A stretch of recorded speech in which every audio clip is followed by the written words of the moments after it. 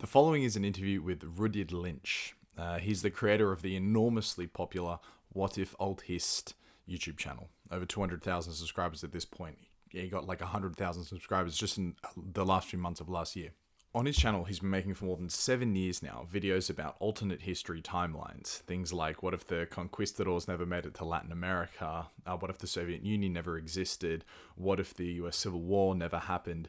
Like fun topics along these sort of lines. Recently, he's created a lot more sort of general history videos and even bled a lot into the geopolitics content as well. And it is there where I found Rudyard's channel. Like I said, the channel now got over 200,000 subscribers, and in my eyes, he's rapidly going in a northeasterly direction, which is to say there's growth and momentum behind his channel, and the stuff that he's doing is really resonating with people. So I'm very excited to see where Rudyard's channel goes. If you're listening to this on the Geopolitics and Power podcast feed, then let me suggest that we perhaps share some interests. I would say we have more in common than we do not. This podcast feed, the Geopolitics and podcast feed, is just one extension of my interests. The main stuff is all happening at my website, atlasgeographic.com, as well as the main podcast, A Curious Worldview, where the guests are speaking about things beyond maybe just geopolitics and power and geography and maybe the world, maybe a little bit of political inflection, but other stuff. For example, we had on James Dowling several times to, speak about Carl Jung, a little bit of his analysis. What is the shadow? What is our anima? The fallacy of self-help, internet gurus, this type of stuff. Or, for example, interviewing Michael Yaus, the CEO of Vestergaard, legitimately one of the world's most amazing companies. This sort of content's happening there, and it all comes from the website, atlasgeographica.com, which, of course, you'll find links dispersed throughout the podcast description. So, go out on a limb, guys. Let's make the assumption that we have more in common than just this interest in geopolitics. Jump onto the website. If it resonates with you, fantastic. You'll see there's a newsletter. If it resonates with you, fantastic. Subscribe to the podcast. If it doesn't, so be it. I hope you stick around for this podcast feed, though. All right, but that's all from me. Here is Rudyard Lynch, the creator of Whatifalthist. All right, mate. Well, welcome, Rudyard Lynch. Thanks so much for taking the time, mate. Obviously, the creator of Whatifalthist. How are you going? Yeah, really good. How about you? Great being here. Yeah, cheers, big fella. I'm happy that we got a chance to do this, obviously. We're in two separate time zones, and after speaking with you last week, I've been really amped to have this chat, obviously, because, as your channel obviously shows, you have a broad erudition, understanding, and interest, mostly. That's the most important thing, interest in history and the world, basically, and that sort of bleeds into the geopolitics and stuff like that as well. But I think the best place to get started would just be to ask, for you, how did it all get started? Because the channel's now at more than 200,000 subscribers. There's obviously big ambitions for it, but how did you get there? It started out mostly as a way to scream into the void. So I did a lot of alternate history blog reading, and I read a lot of crappy teen sci-fi alternate history books, and most of that genre actually isn't that good, I've got to say. And when I was a lot younger, I thought I could do a little bit better, and I also just didn't have a lot of people in my circle to talk about alternate history with, so I thought, why don't I just shove this stuff out online, see what happens? My original ambition was to do one of those things that, I don't know if you know alternate.history.com. It's a website where people post alternate histories, and some of them get really elaborate, and my original goal was to do something like that. But over time, it just became its own beast, and I put more and more effort into it. If you've seen my initial videos, they're absolutely awful. And I really like how... And over time, I put more and more effort into it, and then I actually got a fan base, which is not something I expected. Sure. And, it became its own thing.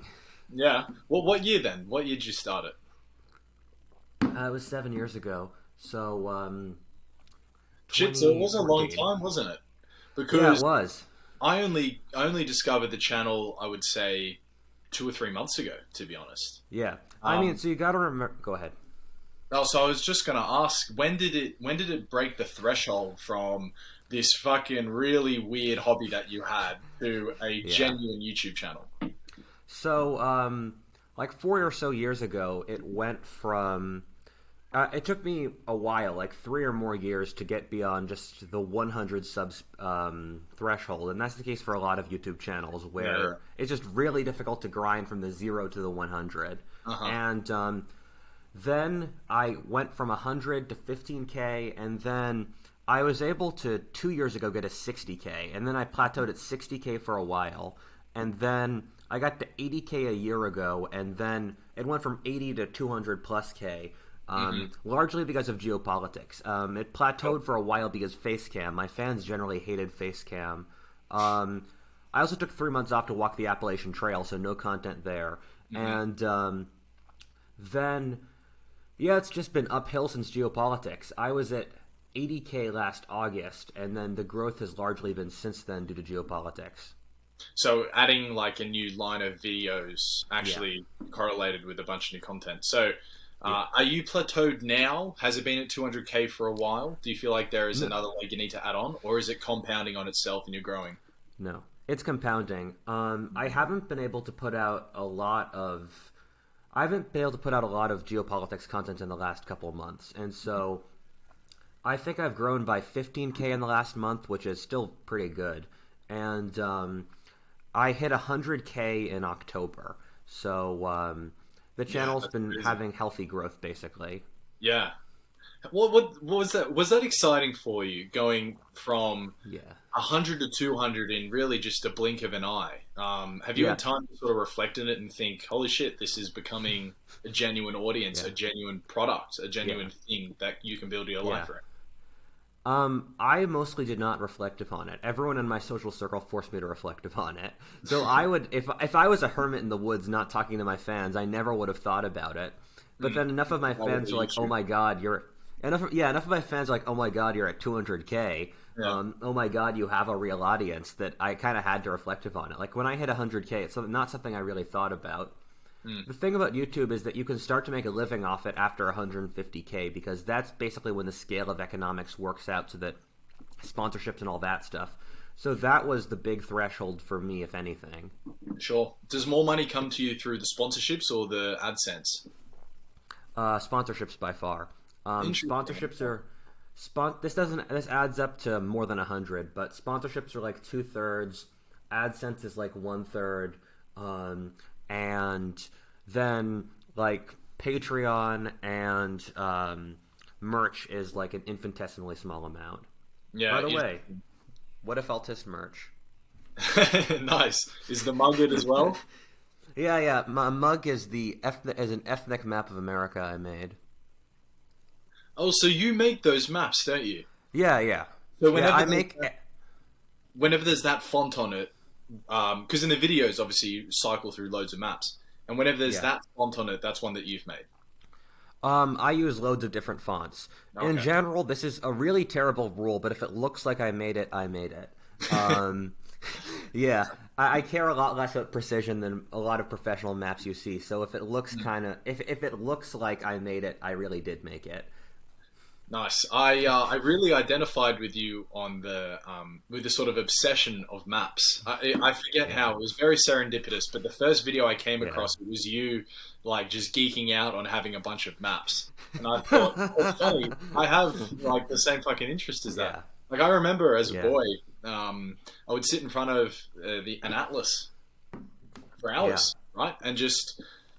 Not with the intention to learn anything specific, but just I like looking at the maps. I like looking at the geographic maps, the political maps, the water maps, and thinking, oh wow, that's quite fascinating. And even to this day, these days not so much anymore, but when I was working some fucking boring jobs back in the day, I'd sit on Google Maps for like a good amount of time, just going through the world. I mean, it sounds like you have a similar interest. Like, how did that sort of come about? Do you know?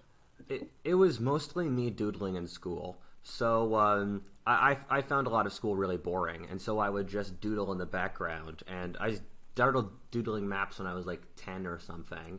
And then I started doing more and more precision, and the maps started to get better and better. And that's generally how it came about. And I started making my own maps because there was a lot of topics that I hadn't seen anyone else really. I mean, I started making my own maps just because I wanted to make them. So I'd make like a map of 12th century Europe and do that. But then I started making a lot of maps because no one else had made them. So my big jump to making maps like this was that I wanted to make a lingual map of the world because I hadn't seen anyone else do that. Or like, one of my specialities is American demographic history, so I made this map, for example, of American ancestry because I had never seen anyone else make it, but I had the knowledge to make it. And how did it sort of extend on from that? Because you have files full of maps, right? And yeah. Where do you collect them from? You know, where do they come from? So, there's two different kinds of maps in my folder. I must have over like 3,000 maps at this point on my computer. That might be a conservative number. So one of it's just me trawling through the internet. And so I find a certain amount of maps just because I'm already in that part of the internet. And I have to get a lot of files for Whatifalthist, so I'll find maps anyway. I don't really get that many maps for anything except Whatifalthist at this point because I need so many maps for Whatifalthist. The second biggest one is just random maps for Whatifalthist because I have to make all sorts of maps for Whatifalthist, and I collect every single one because I might need it for a later spot. Yeah. And I've basically hit the point where I've got a map for every single era of history, which makes my job significantly easier. Yeah, it's very cool. How do you Thanks. file it? Like, how can you reliably search it, you know? Because I imagine that would become a shit fight. Yeah, so I generally get map templates and then work on top of them. Wikipedia Commons has really good ones. People are less protective over map rights than a lot of other stuff, and if you do a massive amount on top of it, people aren't going to get too pissed off. Like, do you know the map of Africa in 1880? This is a map. If you look at any map of 19th century Africa, it's this one, or it's someone trying to copy it. The guy who made that map actually emailed me, and he's a buddy of Emperor Tiger Stars when we met up for lunch. So most of these people are just flattered that you use their maps. Yeah, right on. What about the interest in history and alternative history? Where do you know where that sort of came from, and do you know where the continued interest comes from as well? Yeah, it basically came out of the cradle. So it started with I was obsessed with mythology as a boy, and so I would love reading at Hercules, Thor, like Arthurian legends, all that stuff. And I made like the leap from this is stuff that actually happened that's basically just as cool. So like hearing that the conquistadors or the Vikings or stuff, that's as cool as any storybook, as any like myth, but it really happened, and that was important for me. And I mean, I also think another thing is that all my learning came from books or for like stuff I picked up in my general fields, and I kind of did want to get into science for a bit, but there just aren't a lot of readable science books. So I ended up with history because it's one of the easier topics to study with just picking up books through osmosis and stuff. And alternate history was I played a shit ton of strategy games growing up, and so like I would play Civilization and I'd have the world builder, and then I'd set up slightly different variables and just have them go at each other. And I think that's the logical extension of it, where you see all these different scenarios and you tweak little variables, and then you see what ends up happening. And I don't think it's coincidence that that I played so many strategy games growing up, and that my job now is basically simulating a strategy game. Yeah, it's funny you put it that way, actually. It's a good way to think about it, because it is like pure speculation, right? And it's it's just for the purposes of entertainment at the end of the day, you know? Yeah. What if the Soviet Union never existed, you know? And then bang, the whole world's different, you know? But in reality, we don't know what would have happened. But it's fun to speculate what the simulation would have played out as. Yeah, I love to say my job has absolutely no accountability, and so you can never say I'm wrong. And it's why I don't make short-term predictions, because I remember right before the election, all my friends were like, Rudyard, use all your like politics like knowledge to figure out who's going to win the election. And I'm like, I'm not going to make that prediction. That's too soon in the future. And it's also... You're asking for trouble there. You want at least a 50-year like bandwidth when you and your prediction. Yeah, just wait until hopefully they're all after I'm dead, and I can have such a mountain of them that people cherry pick the ones that work out. It's funny you say you have no accountability, because one of the things that you mentioned to me when we spoke last week was this idea of some of the negative reactions that you get. How do you Yeah. deal with the fact that people might have a negative reaction to a alternative history timeline that you make? Yeah, how do you I rationalize? mean, firstly, I think it's just kind of dumb. Like, I mean, I don't see like. I think if you're getting overly offended on someone else's opinion online, if it's said in like, unless that person's a complete ideologue, I think you should just tone it down. And also, I mean, I know that the act of creating is you're going, people are going to hate it, and that if whenever you put anything out into the world, you have to face criticism, and criticism is a big part of it. Like, I have made mistakes in my channel, and only by making mistakes and only by being criticized can you really improve. And the worst mistake of all is to not try at all, rather than just do it and then see what happens. Mm. Yeah, nice. That's very true. Are you getting much hate or negative feedback on some of the non-alternative history videos that you make? Oh yeah, Those, I think, the the criticism. geopolitics ones. Indian nationalists are completely like Indian nationalists have been my worst group in the comments for geopolitics. It's funny though. Yeah, Like I don't. Indians, the cliche like worst contributors on YouTube though. Yeah, yeah. I mean, Indians are kind of the cliched, like, most disliked nationality as commenters on the internet, I think. And you get lots of amazing Indians online. I don't want to discount them, Also, but you do yeah. also have you do also have a terrible demographic, and that's just completely unhinged and says stuff like the Indo-European migrations from 4,000 years ago never occurred.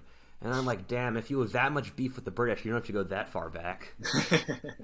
Because the British, for those of you that don't know, like a third to half of India's genome is people who came from Central Asia like 4,000 years ago and conquered the northern part of the country.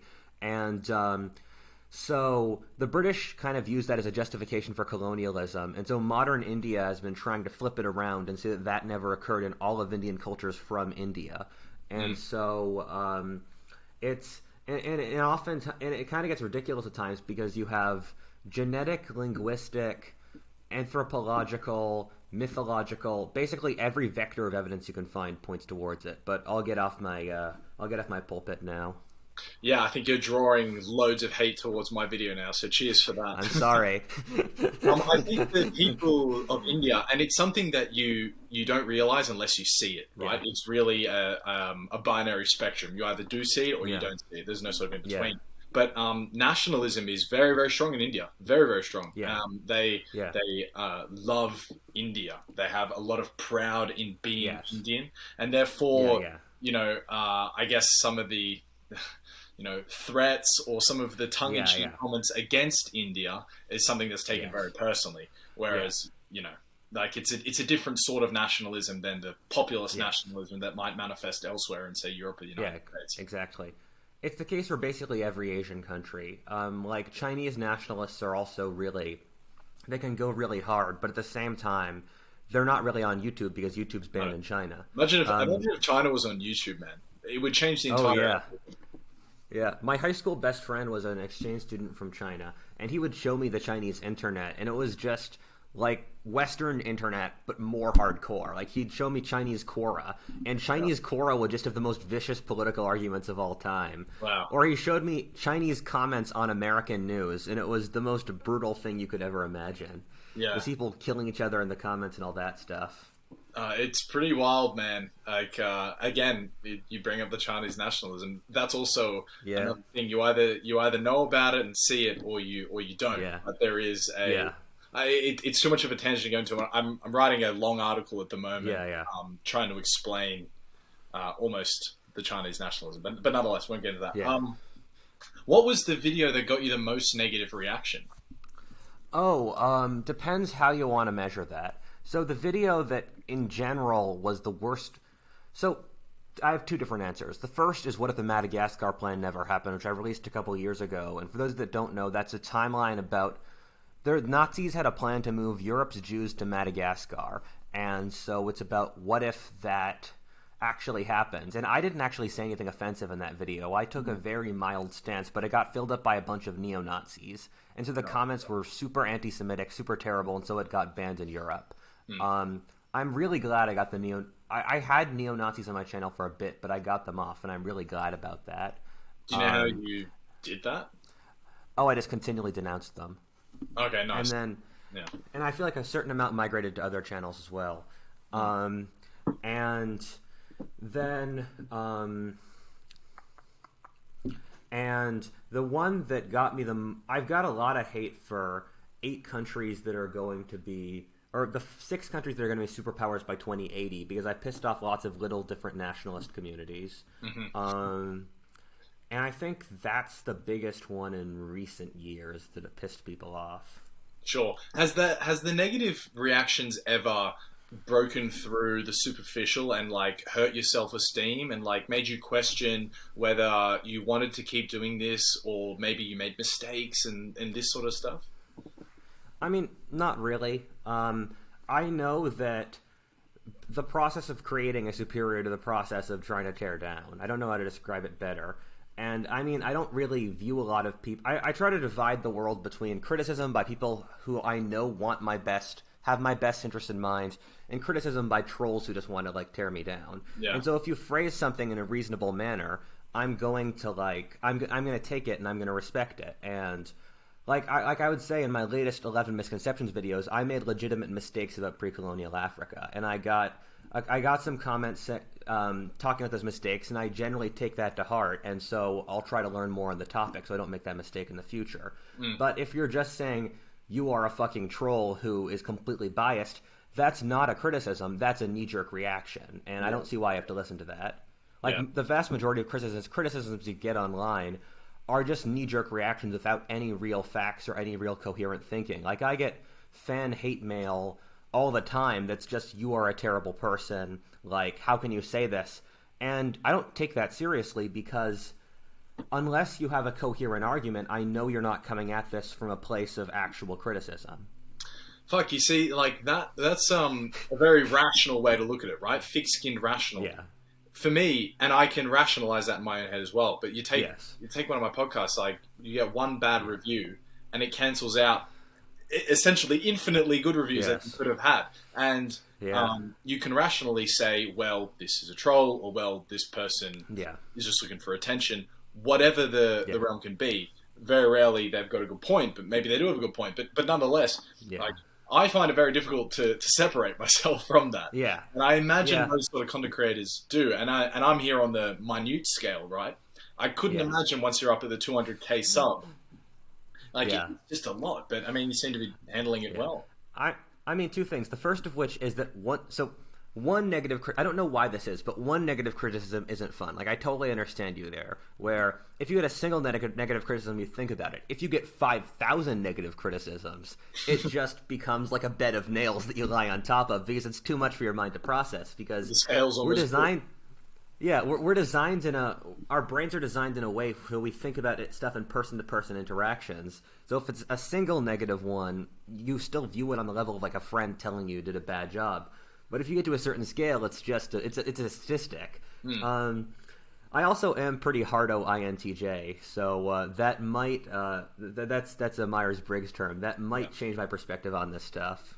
What was the personality trait, the INTJ?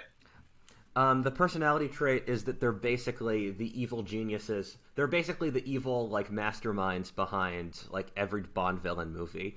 And so sorry.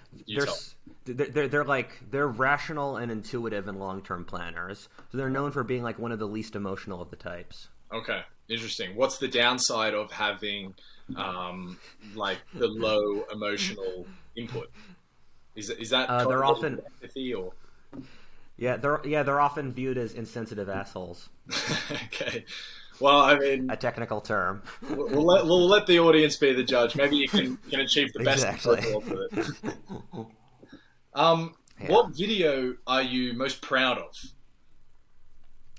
I'm honestly most proud of my Western civilization video I just released, because that was just so much time shoved in, so much. I could source 50 books on that video, and it was so much stuff that it is ruminating in the back of my head. Actually, no. The video I'm most proud of is Why is the World Crazy Right Now? So I didn't plan to go into geopolitics, but I just knew that was a lot of stuff I had read about and knew in the back of my head, and that my fans would probably find it valuable. And I released it, and then the fans just really loved it, and it took me into geopolitics afterwards. The geopolitics stuff seems to be rising. Maybe it's just my own echo chamber that I see. Yeah. But it seems to be maybe rising in significance, or at least the demand for the content. Do you see that as well?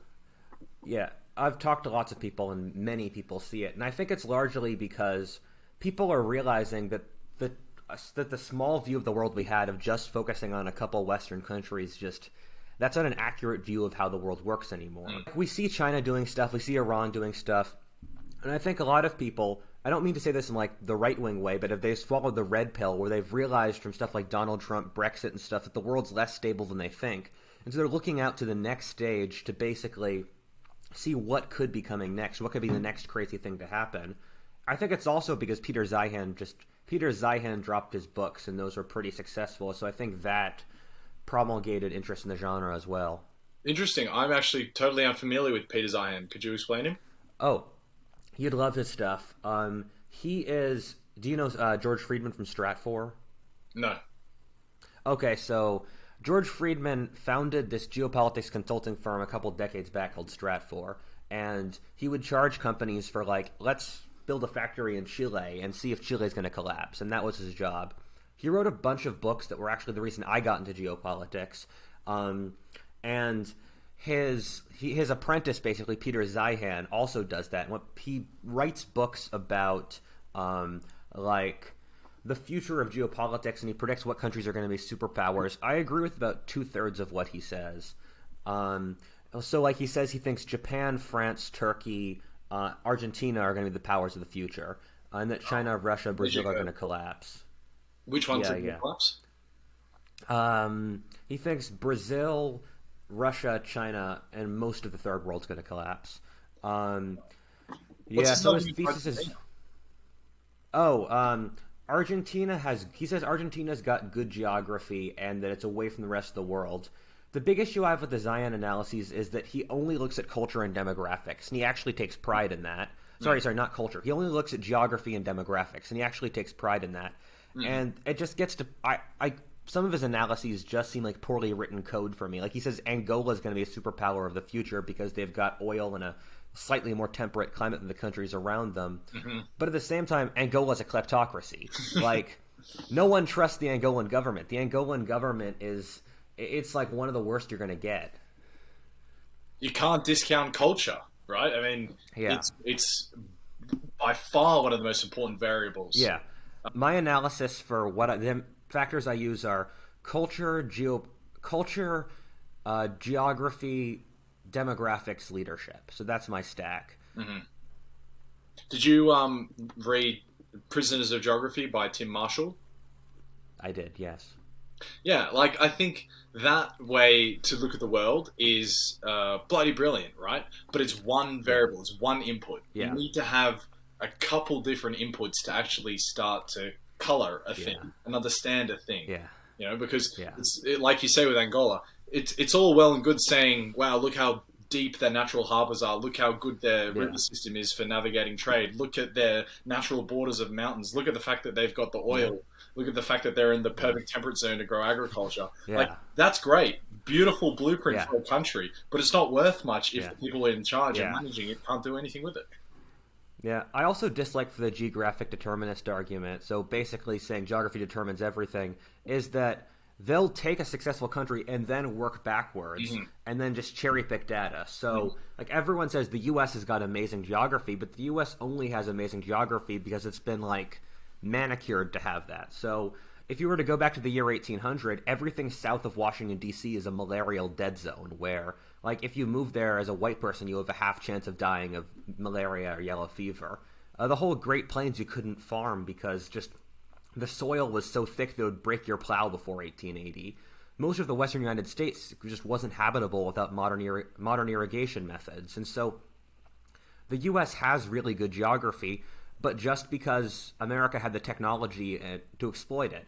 Or like Florida. Florida was an uninhabited malarial swampland in like 1930, or peninsular Florida was. but because of the ability to destroy malaria, drain the swamps, etc., it became way better. And then you have countries like Argentina. Argentina's got absolutely amazing geography, but at the same time, I mean, great soil, temperate climate, all that stuff, like good harbors, all that stuff. But then Argentina has a debt crisis every 10 years, and so they can't move forward because they just keep on blowing up their currency. Like I'm currently reading a history of progress in Latin America, and I'm reading about Argentina now. And it's crazy. They had like a debt crisis in 2001. They're probably going to have one now. They had one in like 1990, 1980. It's just fucking insane. An interesting quote from Naval Ravikant. Naval, I'm not sure if you're familiar. Oh, yeah, Naval. Yeah, so he tweeted, if the news is fake, imagine history.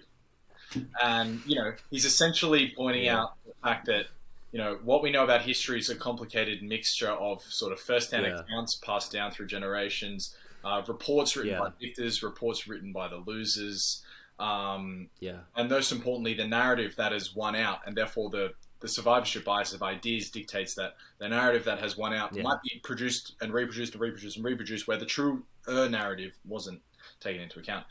So there's a lot there. Tell me if you want to expand on any of that. But it's quite thought-provoking, eh? What are your thoughts on it? Yeah. So, actually, I think history is... Although I do think history is biased, and that's the reason why I have 22 historical misconceptions posted online and why I dislike them. But I generally think the modern news is more biased because we have more of a stake in it, and we just haven't seen the facts and we haven't seen what's important. So the big thing with the modern news is we don't know what's going to be important for the future, so we select data improperly. Also, we have a stake in the modern news. So, like, in 100 years... no one's going to care about our current political issues, and so they're going to read back through it and be able to look at it more objectively. Like, we have friends who support certain political positions, we despise other people who support other political positions, and that adds a certain degree of bias. I honestly don't think most of history is biased by the victors. It's biased by who's currently the one writing history. Because, like, for a lot of history, the losers did write it. So the Confederacy did have a very... Like, the Confederacy did win the history battle because after the North won the Civil War, they basically said, I don't care about this anymore. Let's write out the ancient Greeks or, like, something else. Well, the South just kept on writing Civil War histories for decades afterwards. Or, I mean, we're reading the Athenian account of the Peloponnesian War rather than the Spartan because the Spartans didn't care about reading.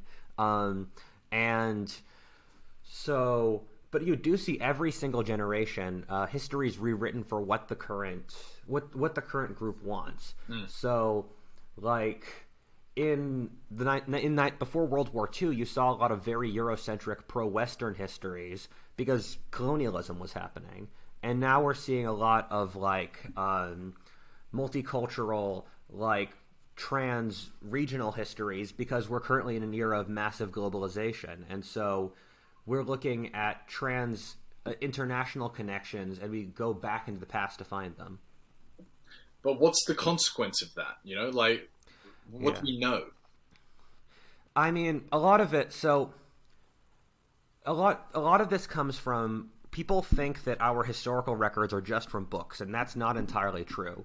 Like most of the stuff I talk about in Whatifalthist doesn't really come from someone writing it down. A lot of it comes from tax records or archaeological records, and you get very little or you get a certain degree of lying, but not too much. It's difficult to handle for stuff like tax records, and you can't lie about archaeology. And in general, historians are better than a lot of people think at figuring out when people in the past are lying, because that's what we're trained. That's what historians are trained to do. Where historians, in a lot of ways, are trained to look at least current academia is trained to look at the perspectives of other eras, like. In history courses, that's a big thing they immediately teach you. Look for where this person's coming from. Look at their biases, all that stuff. And in general, it's more colored by our current biases and what we want to look for than what the people in the past cared about. Like no one cares about the Armagnacs versus the Burgundians in the 15th century French Civil War. But let's say in the 1960s, a Marxist historian said the Armagnacs are the party of the people, and then would like select cherry pick a little bit of data for that. Can you think of an example where you think that sort of, where you think those sort of dirty paws have altered the way that we think about our current history?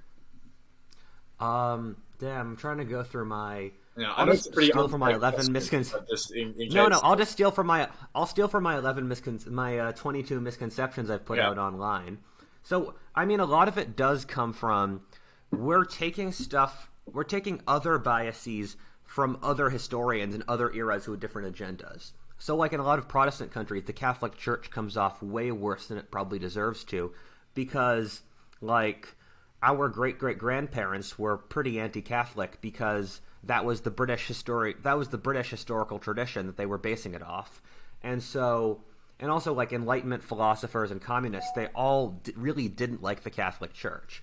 As of now, the era that I think colonial America has done a lot of disservice, where it's either viewed by nationalist right-wing historians as America before America, and they try to recreate like a central unified like America before it actually existed, or by left-wing historians who make it look way more oppressive than it really was. So take the American Revolution. So left-wingers like to say that the American Revolution was just the elites using the revolution as a tool to basically continually oppress the population more efficiently. And the data just doesn't bear that out at all. If you look before and after the revolution, the amount of like lower and middle class males who got more political rights, got more land and stuff, it's just you can't view it as a class struggle, because the middle and the lower classes were the ones that mainly won out in the revolution. Well, right-wingers, if you look afterwards, they try to create like a patriotic story and make all the founding fathers look absolutely amazing and America look totally virtuous. But that you end up with complications where, I mean, none of the founding fathers were perfect people. America was really lucky to have them, but I mean, like Thomas Jefferson, like having sex with Sally Hemings and selling the children off to other farms in slavery, or George Washington, who I think is an objectively good person. His whole thing was basically working his slaves extra hard so that to basically get as much output per capita. And so it's like you really just need to look at the facts and not make more. You have to make a certain degree of moral judgment, but then you need to just see the facts first and then make your moral judgment after you've seen the facts. I think just in decompression of that idea, what the tweet is trying to say is just to promote a little bit more independent thought, I guess. Like, don't just take it for absolute stated fact and granted that you hear one opinion from X academic, X YouTuber, X author, whatever. Of course. Try round out the opinion to the best of your ability, because like there's some fake news, there's also fake news from history. Also, academia also can go for groupthink, because the main thing you're looking for is peer review and acceptance by your peers, and creating a massive debate just makes your job more difficult. So you've seen across history academia taking the same position as the rest of academia. Also, you need to get tenure by approval from your faculties, and so you'll see massive fashions just going for a couple decades in academia and then moving on to the next fashion, because they're not incentivized to debate inside academia across the broader philosophic ideas. Yeah. Can you give an example of maybe what a historical fashion was that was... So now the current historical fashion is heavily left-wing biased. Or you saw, start of the 20th century, you saw a historical fashion towards race science. And so in American history, you saw the first idea, 19th century, was that America is America because British and German settlers came over and brought superior British and German civilization over. Early 20th century, it moved to the frontier school, where America is America because the frontier forced American society to change to make it more egalitarian. Then it was the immigrant thesis, where America is America because all these different immigrant groups mixed together and created a pluralistic society. And now it's like America is an oppressive structure created by cishet males. Yeah, so it's like you're explaining how these trends or these fashions are acceptable in one period of time, and therefore more papers would be published that are in line with this fashion in that period of time. Exactly. So it meets the incentive. The incentive is to get tenure for yourself. The incentive is to make a little bit of money for yourself, security for yourself. Therefore, what are you going to do to meet that Yeah. incentive? You're going to write something that's not entirely controversial, maybe a little bit controversial, maybe you can push some buttons, but ultimately, Yeah. that kind of harps back to what I said before, like the survivorship bias of ideas. It's this. Yeah. It sounds simple, but it's something that I can't really quite articulate myself. But the survivorship bias of ideas is kind of riddled throughout society across many different zeitgeists that people might be paying attention. Yeah. But that's a great example. In academia alone, that's the survivorship bias, whatever the fashion is that rose to the top. Yeah, which is why archaeology is so important, and like the hard science part of history, looking at text records, looking at archaeology, because like in the Middle Ages, it was entirely the survivorship bias we were talking about, where like you were reading a text some Greek guy wrote.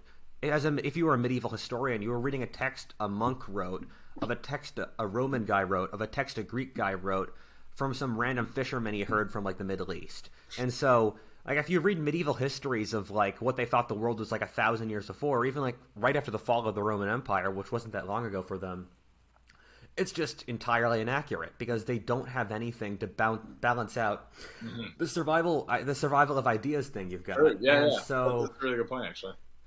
So you need to have doubles down on the idea of multiple sources, multiple different opinions, rounding out the idea.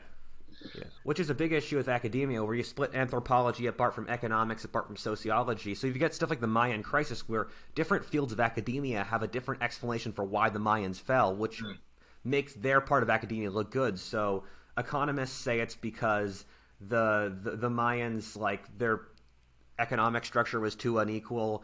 Ecologists say it's because the Mayans destroyed their ecology. Military historians say it's like a tribe from further north destroyed them, etc. I've got loads of questions, so you tell me if this is like too much. But I just want to sort of like just fire. Sure, go ahead and let you riff on them. So what point or period of history do you find most fascinating? The High Middle Ages, so like around the Crusades, as well as colonial America. And why the basically High Middle Ages? It's just a super dramatic era. You've got Vikings, Mongols, Knights, and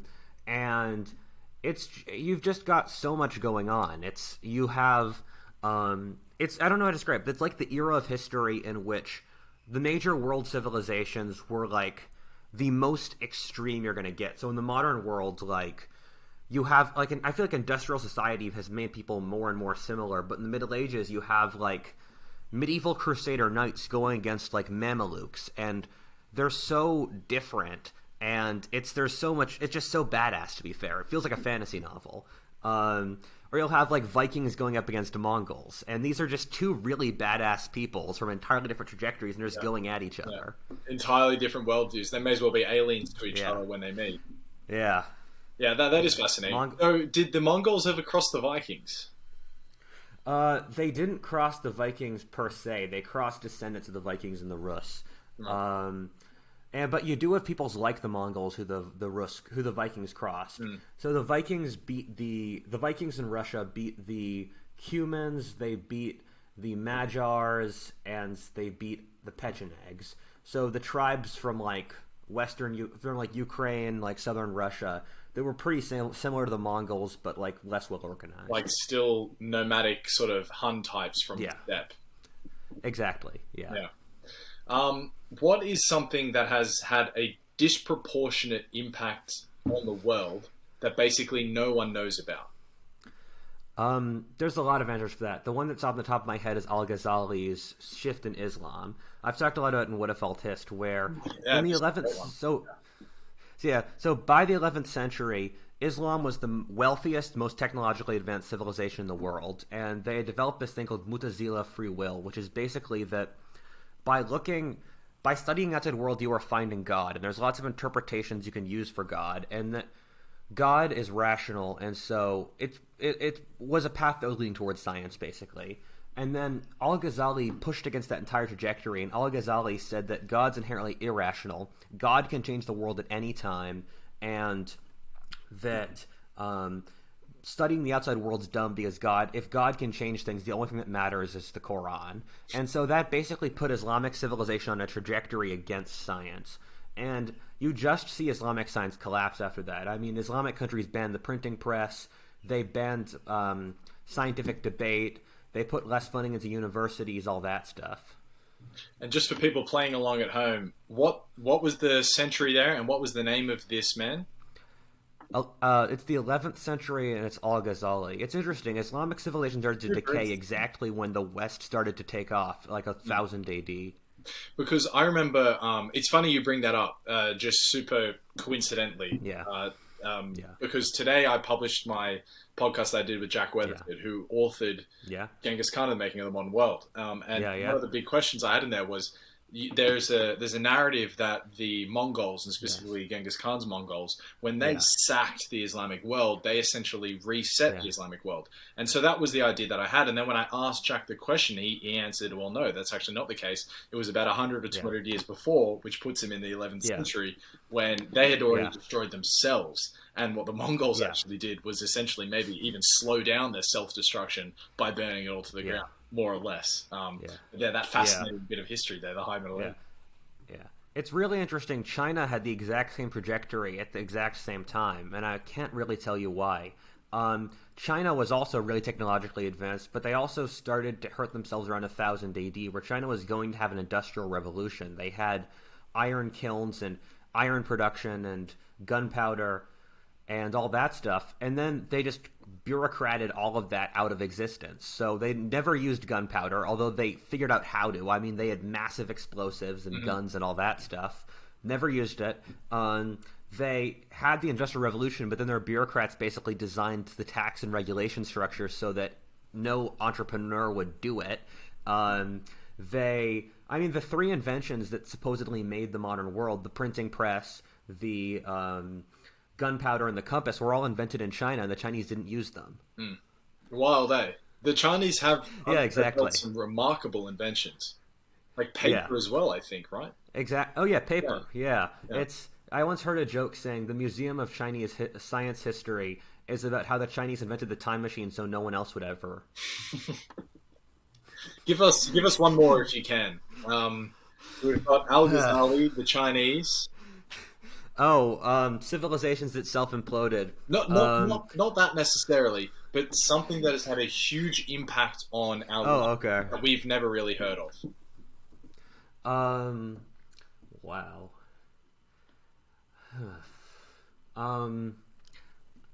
I would probably. This is one of those. This is another medieval thing, which is my speciality. It's the Spanish government's policy of when it conquered the Muslims. So you had Christian kingdoms in the north. Christian kingdoms conquered the south of Spain, which was Muslim. And when the Christians colonized the south, they decided to evict the local Muslim smallholders and basically get rid of the town and get rid of the town organization, replace it with basically like sheep pastures with northern ranchers. And that had the effect of basically really weakening like Spain's economy and turning Spain into what amounted to a third world country. If they have sheep and then they trade the sheep to the Netherlands, and then the Netherlands sends them finished goods back. That doesn't sound important, but what ended up happening was it kind of really slowed down Spain's economic development, prevented Spain from becoming a more and more modern society. Then Spain exported that to Latin America, and then it became way more extreme, because colonial societies tend to be more extreme versions of their home countries. So if you had seen Spain go on an economic trajectory like France, you would have seen Latin America turn out like America. Very interesting. Yeah. You say the colony ends up being more extreme versions of the country itself.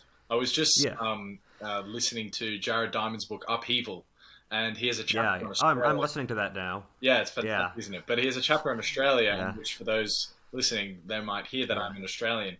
And he commented that when people went there in the early 19th century, they would comment that it's England 100 years ago almost. And so Australia for this period of time was the most English place in the world you could be. It's just such a bizarre thing to think about. Yeah, I have more to say on that, where like I'll talk about America and Australia, but a lot of Australian culture is stuff Britain carried out in 1840. So I've never been to Australia, but I've heard Australia is really big on like fairness. There's like more class. There's like more thinking about class than the other British like offshoot societies. There's like a certain sense of like rugged masculinity, and like there's a big and I wrote something on this sort of for a bit, but those were all things that were really big in 1840s Britain, where 1840s Britain was really unfair. Like class divisions were kind of tearing it apart, and it was like Britain was going out and colonizing all this stuff. So like the kind of Australian attitude of like going out to the outback and like being manly men and stuff, that was part of the British Empire at the time. And if you look at America, America's known for being gun nuts, religious fanatics, and hyper-capitalist, and that's what Britain was in the 1600s. The British were known for basically being like the hyper-capitalist pirates of the European world at the time. And Britain was also going through religious fanaticism, and like Britain in the 16th, 17th century killed the king and had a republic. And so a lot of the American Revolution was the values of 17th century Britain going up against the values of 18th century Britain. What part of history would you go back to see? No, what part of history would you go back to see what it was like if you could? Yeah. I'd go back to the Middle Ages, of course, my favorite era. I wouldn't live in the Middle Ages. That sounds like it would get depressing and boring fast. But if I had to live anywhere, it would be like 18th or 19th century America. But it would be, Middle Ages, I just love to see how it worked. Mm-hmm. What specific sort of region would you go to? Because this question is almost like you can't just teleport between places. You're entering the life, you know? And you can be a high aristocrat if you like, but nonetheless, you're in the life. Okay. I'd be an aristocrat. So, I speak French and I speak incredibly poor Latin. So I'd probably go back to like medieval France and then just try to beef up my French skills and be an aristocrat. Okay, nice. And then just move through the interesting world, man. It would be so fascinating, wouldn't it? But, maybe there is this thing which I think about sometimes is it might be the case that we just over-romanticize things in the past, and it's almost an extension. The grass always been greener on the other side, because whether you fully buy into the Steven Pinker model of the world, or if you think differently about it and buy into like the Chris Ryan model of the world, basically you can. It's pretty hard to argue against the idea that we actually do live in the greatest moment ever of civilization. Even if you go back to the height of the Roman Empire, the height of the Greek Empire, the height of the Egyptian Empire, like we do live really in the best time in history, and so it's fun to romanticize like, oh, I wish I could go back and be in this time or this time. But I think maybe it's only because you know what happens after, to actually be in it, and to not be able to with redacted view. It might actually be fucking tough and maybe not as exciting as you think. Yeah, I completely agree with that, where, like, I mean, the biggest thing people don't talk about when they think of the past is disease, where disease rates were absolutely horrifying in the past. And I mean, lots of people, like, go to places like India or, like, Brazil and stuff, and then they get, like, they get really sick. If you were to go back to the Middle Ages, that would be way worse. Mm-hmm. And, salmonella. I mean, everything has salmonella. Exactly. And, so... Yeah, we are in the best era of history for the whole world. I mean, if you're like a white male, if you're a white male, like working class, if you're a working class white male, then like the 1970s or like 70s is probably the best year to be alive. But if you're for the entire world's population, it's definitely the present, because you've seen massive economic growth around the world. Like, so over 1 billion people have been lifted out of poverty in the last 20 years, and all that sort of thing. Yeah, no, we truly do. Beyond just the idea of being a white male in maybe the 70s or 80s. It's much bigger than like a Western centric look at it as well. Ultimately, just having access to the internet, which COVID has proven over the last year, has opened up economic opportunity like you've never seen before. Like with my business, we just use Fiverr, and I've got a bunch of Nigerian guys working for me who are getting paid way better than if they had been working in Nigeria. They're doing work according to their own time, work in their own home, work that's building up their skills. It's like on every objective measure, they are getting better, and it's only because of the access to technology. And even 10 years ago, that wouldn't have been possible. And it's like, so it truly is international. What it's doing, I hope, is what the internet will do is liberate people from any sort of dependency on a state or geographically where they are. because it is the case that you just sometimes fucking dealt a bad hand, and you're born into a poor village in a poor country. But since you get access to the internet and maybe just a few lucky serendipitous moments of life, maybe you can move to the big city. Bam, life's changed, and there's no other period in history where that was possible.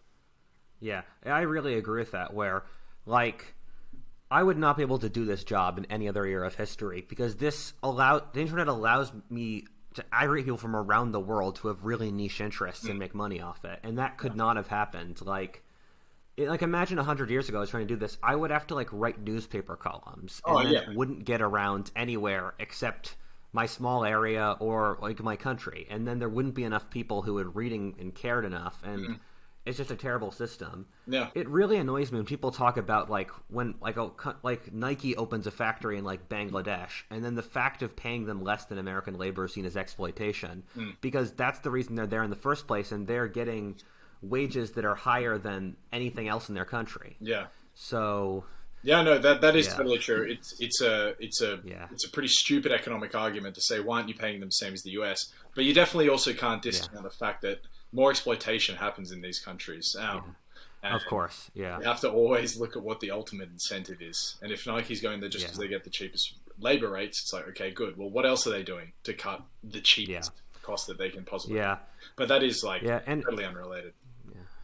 Yeah, and it's really terrible when let's not go off on a weird tangent here, but it's really terrible when I think the worst is when they hire subcontractors who don't really have any oversight, and then they'll create terrible oppressive work communities. Oh, 100%, mate. I mean, look, you're really tapping into something that's top of mind for me at the moment. I'm thinking a lot about special economic zones, and I'm thinking a lot about the supply chains for these massive companies. I interviewed Dan McDougall during the week, who has a super decorated career in foreign journalism. And anyone who's playing along at home, just Dan McDougall into Google and you'll see what he's written. Truly remarkable stuff. Like you say, you hire out a contractor who takes care of one part of the supply chain, and all of a sudden their oversight isn't being taken accounted for. Just buy a Nestle chocolate bar. One of them is organic, one of them is not. One of them is labor certified, one of them is not. They come from the same place, but they have the fucking arrogance to say to you, no, this one we took care of the labor. This one we didn't give a fuck. We cut every cost that we could. But they come from the exact same place, and you know where it's exactly as well. Vanilla is exclusively grown in Madagascar. Man, the sort of crime and underground networks that runs the vanilla trade in Madagascar is so bad. It's exploitation at every level. Yet, but yes, that is a weird tangent to go down. One which would be fun, but maybe another time. Rudyard. So I've got a couple more for you. Sure. What are some of the most interesting books you've ever read? If we're doing fiction and nonfiction, we're going to get different answers. So my favorite fiction book of all time is Les Miserables, followed by Lord of the Rings, and 1984. My favorite nonfiction books of all time, my top, I'd put probably I mean, one of my favorites is Albion Seed, which is about how you can trace a lot of modern American culture to different parts of Britain in the 17th century that immigrated there. So Puritans went to New England, Scots-Irish went to Appalachia, created a lot of what became modern American culture. The best books I've read are Peter Turchin. Peter Turchin he tries to use history as a science and use computer models to basically predict history. His stuff's absolutely awesome. And so he's found a way to predict political instability on the time scale it happens. So he looked at, he was able to predict the Roman Republic falling apart or the Russian Revolution happening on the time scale it happened by looking at a combination of economic variables like income stagnation, like the amount of people in the upper class. He's figured out models for why countries are founded in the first place, what holds societies together. I really recommend his stuff. Okay, cool. Say Peter Turchin. Cool. Yeah. And just for a non-history book, I really love Desmond Morris's work. He's a primatologist who studies human behavior. And so he looked at how human societies function from the perspective of primates. Nice. Any good insights that he got from that? I'm trying to remember some of the exact details, but it's like how human ceremonies work. Like in the military, like when you salute someone, or like when you, or like bowing. Those are both things apes kind of do, and so we create like our social structures based off what apes do, or we're kind of like halfway from. Like chimpanzees have a single alpha male, and then like all the other males basically don't have sex and are wandering around and trying to like become an alpha male. And then humans have a structure halfway between that and another ape. I'm forgetting exactly what that is. Okay, nice. Yeah. Well, you're a YouTuber. What are some of your favorite YouTube channels? This is really ironic. I don't watch a lot of YouTube. How do you avoid it? Fucking hell. Do that. Yeah, I don't. My favorite's Caspian Report. He does Geopolitics. And besides that, I mean, I used to watch a lot of YouTube comedy when I was younger, and then I kind of outgrew it, and now I watch Netflix for comedy. And I honestly mostly read for a lot of my content. This is an interesting. Well, you tell me if it's interesting or not. I think it's an interesting question. Yeah. It's also a tough one to answer, right? But nonetheless, how much does history rhyme? So, in other words, does history do a good job at predicting the future? So, lots of people say the past repeats. I disagree with that. And I don't think history rhymes. It's that you can figure out base lessons about how the world works from looking at patterns across history. And then when you see those base patterns continue, you can use them to figure stuff out in the future. I mean, that's the logic we use for everything in human life. Like, we look at patterns and we construct an image of how the world works. And so, let's say, like, income inequality is a pretty good projector for having political instability and crime and all that stuff. So if you look at a society and see that they have high income inequality, you can basically guess that they're going to have a high crime rate. Or like Peter Turchin found that a combination of more people in the upper class with income stagnation predicts political instability. So if you see that, then you can guess that going forward. I mean, a lot of it's like stuff like interpersonal relationships. And this is absolutely brutal, but let's say you have a friend who continually slips in and out of alcoholism. And so if you put them under pressure, they're going to be an alcoholic. You can do similar stuff with cultures where you know that Argentina, let's say, under certain circumstances, is probably going to overinflate and have their currency blow up. And like if you see, and so a lot of it is you can look at countries and cultures kind of in the same way you look at people, where they've like figured out traits and ways of coping with the world, and then you can basically make guesses on top of that. Nice, yeah, that's a really measured answer. I tend to agree with you. I mean, as you know, when we spoke last on the phone, a guy called Nassim Taleb and the books he wrote, Serto, has really, really influenced my worldview enormously. And like kind of fundamental to his worldview is the idea that prediction is futile, though it is nonetheless a very worthwhile pursuit. That includes the sort of noise that one might be able to correlate from the past, which would then go and predict the future. It's a guessing game, and you're connecting dots that are in fact correlated. And really, we cannot predict an infinite future of infinite variability based on an experience of finite variability. Exactly. Ultimately, tail events can change the way things look, irrespective of whatever your prediction was. Yeah. I mean, the big issue with long-term predictions, like I've seen a lot of people have seen my map of 2100, and I don't put that much credence in it because it's a domino effect where maybe, like, let's say in 1910, you could have predicted World War I is going to happen, but you couldn't predict where it was going to happen, what countries would get involved. And so let's say you predicted World War I is going to happen correctly. You correctly predicted it was going to happen in the Balkans, but you incorrectly predicted Britain would get involved. So the whole course of the 20th century goes wrong because of that. Yeah. No, totally. So you can guess broad variables, but at the same time, you can't guess exactly how those variables are going to pan out. And the devil's really in the details, where if you get the big picture correct but you miss the details, you're going to end up in a terrible place. Yeah, you got to, if you're really going to make a good prediction, every single variable has to be accounted for.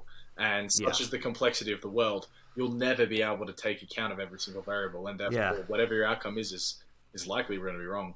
Do you subscribe to the great man theory of history? Not really, but I don't subscribe to the opposite of it either. So, like, there's like you've got the great man school, which is basically everything like is down to a single individual in history, or individuals in history. And then you got the opposite, which is everything is demographics and culture and not culture. The opposite doesn't look at culture, but everything is geography or demographics. Mm-hmm. And I don't agree with either one, where like if Winston Churchill wasn't there, Britain would have probably signed a deal with Germany, and that would have completely changed the course of history. But Churchill was just such a Chad that he prevented that from happening. Yeah. And or Alfred the Great. I mean, the Vikings probably should have conquered England, but then because Wessex got one of the greatest leaders in history, they were able to hold them off. Yeah. And insert any X and Y variable. If Genghis Khan had perished according to the life expectancy of the nomadic people of the steppe at the time, then a lot of the world would look very different. Yeah. It's like in board games, like in a couple of board games, you've got like for resolving combat, you've got like all sorts of different variables like geography, like a number of troops and stuff, and then you roll for leadership, and leadership mitigates any of the other variables, and I think that's really true. Like I mean we're not in Hearts of Iron. Lesotho couldn't rise to be a superpower if like Churchill was in charge of it and if Churchill was born in Lesotho would not be a superpower now. And so it's like it's a combination of a lot of things. Yeah. What are your big plans for the future? For yourself, but then also of the channel? Yes. Big plans for the channel going forward are so next video is going to come out very soon is Crisis of the 21st Century. And so that's basically about why I think the 21st century will see a crisis similar to the 14th or the 17th century, like a global crisis and all that stuff. Next video after that is the future of ideology and religion. And then I'm going to make a video about explaining Latin America, and then one about what if the United States of Africa worked, which was a black nationalist like dream of the early 20th century of uniting all of West Africa into a single country. Nice. And personally, as it relates, I'm just going to keep reading, just going to keep trying to figure stuff out, that sort of thing. Right on. Now, the last two that I have for you are like baselines that I like to ask everyone. Yeah. And I think you, because of what you're interested in, are particularly well suited to answer these questions. I'm very excited to hear what you say. And the first is, what country are you most bullish on looking into the future? Bullish, as in I think they're going to succeed? Yeah, like you just think they've got a great future ahead of them. Okay, I say this all the time, and people make fun of me for Turkey. So Turkey's the only industrialized functioning country in that area. It's surrounded by a bunch of failed states. It controls Iraq's water. It has a coherent ideology of like Sunni Islam and Neo-Ottoman Empire. I'm one of the few Westerners who's actually optimistic about Islam. I think Islam is going to have a major turnaround in the next couple of decades and become one of the most powerful things in the world. And so I think the Turks will be able to ride that wave, unify the Arab Middle East, and then industrialize it and become hyper powerful. That's a short way of describing a long argument, but yeah. Can you justify why you think that about Islam? Okay, so we're basically returning back to the economic model of the year 1500, and you can use incomes in the year 1500 to predict incomes today in the Eastern Hemisphere. And of the four main civilizations of China, Islam, India, and Europe, Islam is the only one that hasn't fully industrialized, and I don't see why they wouldn't. I mean, they have the business sense for it. And also, Turkey's industrialized, Iran's half industrialized, and in general, you see waves of industrialization by which once one country in a civilization industrializes, the rest around it also do it in concentric rings determined by their cultural similarity to that region. So, in Western civilization, your level of cultural similarity to Britain basically determined your level of industrialization. So Germany and America were very industrialized. Spain and Brazil were not. In the East, that was your cultural similarity to Japan. So Korea and China were quite industrialized. Laos and Thailand are not. So now that we've seen Turkey industrialize, I think we could see a wave of industrialization across the Arab world once it settles down. Also, Islam is one of the few places that has a stable demographic structure in that they're not going to have horrific aging going forward. and they're also one of the few areas that has a coherent ideology of unity and expansion. So, like, Britain probably could colonize half of Africa if it wanted to now, but it has no desire to. Or, like, India could probably conquer Burma and Bengal if they wanted to, but they really don't. Islam has a coherent belief, and we want to unify Islam and become powerful. And that less of the world has that than we think now. At the same time, also, loyalty in the Islamic world is V-shaped. So you've got the really strong tribal loyalties, like I am a Hanafi, and then you've got the broad transnational Islamic loyalties, so like Sunniism. And like the general goal of the different parts of Islam is to create a caliphate of all their co-religionists. And so if the Turks can play their cards right, they can be, we are the leaders of the Sunni world, Sunni Arabs or Sunni people of the Middle East join with us, and then they can build a coherent nation based off the Sunni identity. Oh, well, right on. It's quite a bullish, optimistic view. I've never really considered Islam's future, I guess, as well. It's a trite to say like Islam, like it's all the same, because there is dramatic differences between the different beliefs of Islam. But nonetheless, we'll let that stand. What about Erdogan? Are you concerned about his role in this country that you're bullish on? Yeah, so I don't think Erdogan would be the one to lead Turkey to the future. I think this future for Turkey is very many decades out, or a couple decades out, and I don't.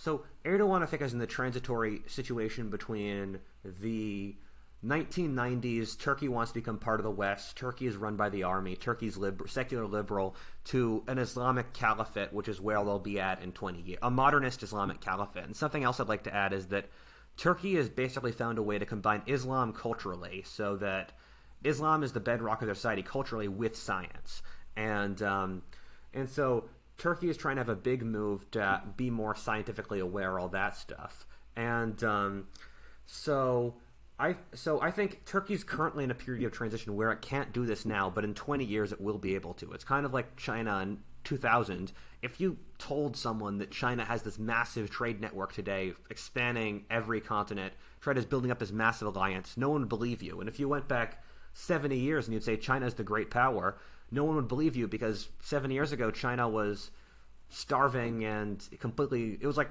China was like less than 5% of the world's economy back then, less than 3%. Finally, Rudyard, we've got my favorite question, which is, what two people in history would you witness a conversation between? Any and all. I would just listen to Buddha and Jesus and then take notes. Interesting. It's funny how many people give religious figures as the answer. Yeah. No, it's just I'd want to meet them and just like suck wisdom from them. Are you offended by the skeptical part of me that isn't necessarily convinced there'd be a great conversation there? Okay. I mean, do you have a better answer? I mean, it's not a case of better. But it's just funny when people want to put in the Buddha and Jesus, you know? Like, what does the Buddha know about the world? The guy is just all about self-reflection, right? what does he have to say that goes beyond, no, the answer is within? maybe his answer, but maybe look within is the answer, and maybe he's got different ways of answering look within to different questions. I mean, I could have put Confucius there. I'm sure Confucius would have a lot of interesting advice, and I'm sure Jesus and Confucius working together would totally take over the world. But I'm not sure they would work together. Yeah. That would be fascinating nonetheless. Look, Ruddy, you've been very generous with your time, so thank you so much for being with me this morning. Yeah, not a problem. It was great. All right. Nice one, man. Well, take it easy. Sure thing. Take care. Bye.